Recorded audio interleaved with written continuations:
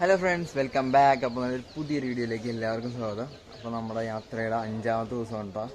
ഇന്ന് നമ്മൾ നിൽക്കുന്നത് സർപ്പത്തൂർ റെയിൽവേ സ്റ്റേഷനാണ്. നമുക്ക് നേരെ ഭീമാപുരാറിന് ഇറങ്ങാൻ പറ്റിയില്ല. ഇപ്പം നമ്മൾ നേരെ ബസ്സിൽ കയറി പോകാൻ പോകണമെന്ന് ഇവിടെ നിന്ന്.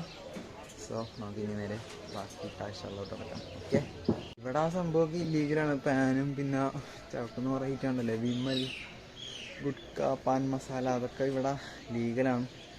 അതുകൊണ്ടാണ് ഇങ്ങനെ നമ്മുടെ നാട്ടിലേക്ക് ഇല്ലീഗലാക്കി എന്തുകൊണ്ടാണ് നന്നായിട്ടോ. ഇവിടെ ചെറിയ പിള്ളേർ ഇതൊക്കെ ചവച്ചുകൊണ്ട് നടക്കണേ. എല്ലാവരുടെയും പല്ലിൻ്റെ എഡ്ജില്ലേ ഇങ്ങനെ യു ഷേപ്പിൽ കാർന്ന് പൊയ്ക്കൊണ്ടിരിക്കണേ. എല്ലാവരെയും പല്ലിങ്ങനെ കറയൊക്കെ പിടിച്ചിരിക്കണം. നമ്മുടെ നാട്ടിലൊക്കെ ബാൻ ചെയ്ത് എന്തുകൊണ്ട് നന്നായി. നമ്മുടെ നാട്ടിലുള്ളവരും ചിലപ്പോൾ ഞാൻ വരെ അതൊക്കെ ചവച്ചുകൊണ്ട് നടക്കേണ്ടി വന്നു. നമ്മുടെ നാട്ടിൽ കോമൺ ആയ സാധനങ്ങളൊക്കെ നമ്മളും ലൂസ് ചെയ്ത് പോകുമല്ലോ. എന്തുകൊണ്ട് ഇല്ലീഗലാക്കിയത് നന്നായി. സംഭവം എന്താണെന്ന് വെച്ച് കഴിഞ്ഞാൽ ദീമാപൂർ ഇറങ്ങേണ്ടതായിരുന്നു.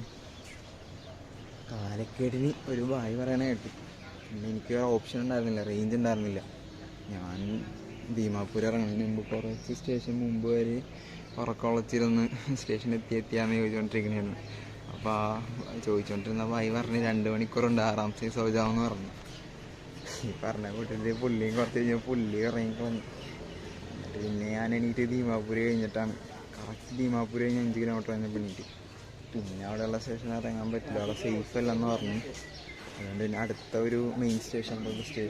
പക്ഷേ ഇത് ചെറിയ സ്റ്റേഷനാണ്, അവിടുത്തെ മെയിൻ സ്റ്റേഷൻ എന്നൊക്കെ പറയണം. അപ്പോൾ അവിടെ ഇറങ്ങി. എന്നിട്ട് ഇവിടെ വെയിറ്റിംഗ് ഹാളിൽ ഇരുന്ന് ഉറങ്ങി. ഞാൻ അവിടെ കിടന്ന് ഉറങ്ങി. ഡെയിലി സ്ലീപ്പിംഗ് ബാഗ് ഉള്ളതുകൊണ്ട് ഞാൻ അവിടെ കിടന്ന് ഉറങ്ങി. അതേ മോർണിംഗ് വാഷ്റൂമൊക്കെ പോയി. അപ്പോൾ അവിടുത്തെ ബസ് കയറാൻ വേണ്ടി നിൽക്കണേ. ആ കിടക്കുന്നൊരു ബസ്സിലാണ് നമ്മൾ പോകുന്നത്.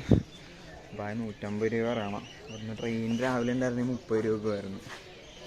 ഇപ്പോൾ അവർ പറയണ പൈസ കൊടുത്തേ പറ്റുള്ളൂ, നമുക്ക് വേറെ ഓപ്ഷൻ ഇല്ല. ട്രെയിൻ ഉള്ളത് പിന്നെ 11 മണി വരെ. ഇപ്പോൾ സമയം 6:30 ആയിട്ടുള്ളൂ. സോ അത്രയും നേരം എനിക്കിവിടെ ഒന്നും ചെയ്യാനില്ല, അത്രയും ടൈം വേസ്റ്റ് ചെയ്ത് കളയാനില്ലല്ലോ. അപ്പോൾ നേരെ പോകാമെന്ന് ഓർത്തു.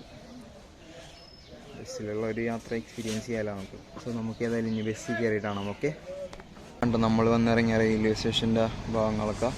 ഇവിടെ വന്നാൽ നമുക്ക് ടാക്സിയൊക്കെ കിട്ടും. ഇവിടെ പിന്നെ മിക്ക സ്ഥലത്ത് ഇങ്ങനത്തെ ഒരു അവസ്ഥ ഉണ്ടോ, തുപ്പി ഒക്കെ മനുഷ്യർക്കും എവിടെയെങ്കിലും ഒരു മൂലക്ക് ഇരിക്കാൻ വന്നതാ. മൂലക്ക് തുപ്പിയിട്ടേ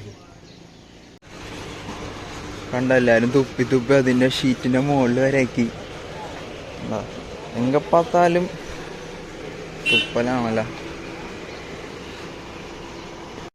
സോ നമുക്ക് പോകാനുള്ള ബസ് അങ്ങനെ സ്റ്റാർട്ട് ചെയ്ത് വളച്ചെടുത്താൽ വേണ്ട, റിവേഴ്സ് അടിച്ച് ഈ റൂട്ടായിരിക്കും പോകേണ്ടത്.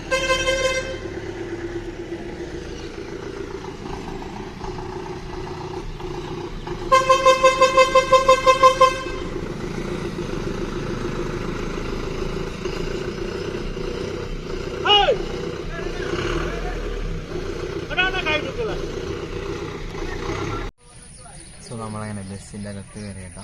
7:10 ബസ് എടുക്കുമെന്ന് അറിയണം.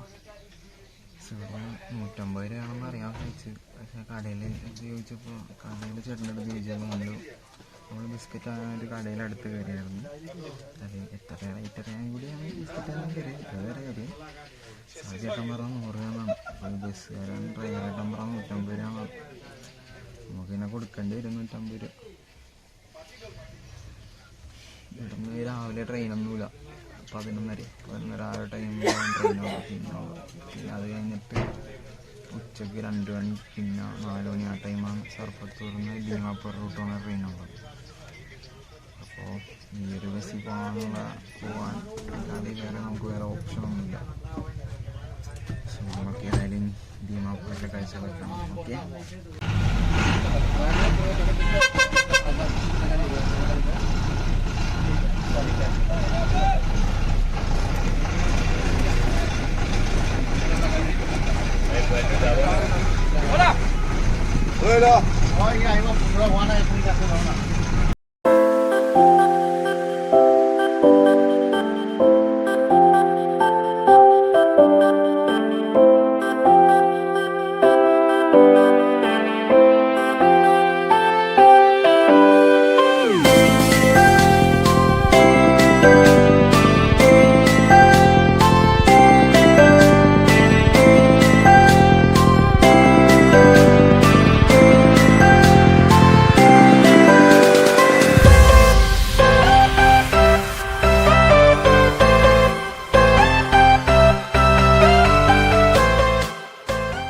അപ്പോൾ നമ്മളങ്ങനെ ദീമാപൂർ മാർക്കറ്റിൽ നിന്നിട്ട് റൊട്ടി വാങ്ങിയിട്ടുണ്ട് കേട്ടോ, ദാൽ കറി.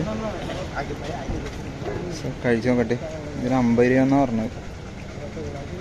സോ നമ്മളങ്ങനെ ദീമാപൂർ മാർക്കറ്റ് എത്തിയിട്ടുണ്ട് കേട്ടോ. സോ ഇന്ന് നമ്മൾ മാർക്കറ്റ് ഏരിയയിലോട്ട് പോകുമ്പോഴേ ഇതാണ് ദീമാപൂർ ടൗണാണ് വന്ന് ഇറങ്ങിയതാ. സോറി നമ്മൾ ദീമാപൂർ ടൗൺ ഇറങ്ങി. ഇവിടുന്ന് എയർപോർട്ട് ഉണ്ട്, ഇവിടെ റെയിൽവേ സ്റ്റേഷൻ ഉണ്ട് അടുത്ത്, ഇവിടെ എല്ലാം ഉണ്ട്. സോ നിങ്ങൾ എല്ലാം പ്ലാൻ ചെയ്യുകയാണെങ്കിൽ ഇവിടെ വരിക, എന്നിട്ട് നിങ്ങൾക്ക് നോർത്ത് ഈസ്റ്റൊക്കെ കവർ ചെയ്യാവുന്നതാണ്. ഹിമാചൽ പോവാം, അരുണാചൽ പ്രദേശ് പോവാം, ആസാം, എല്ലാത്തോടും ആക്സസ് ഉണ്ട് ഇവിടെ നിന്ന്. സോ നിങ്ങൾ ഇവിടെ വരികയാണെങ്കിൽ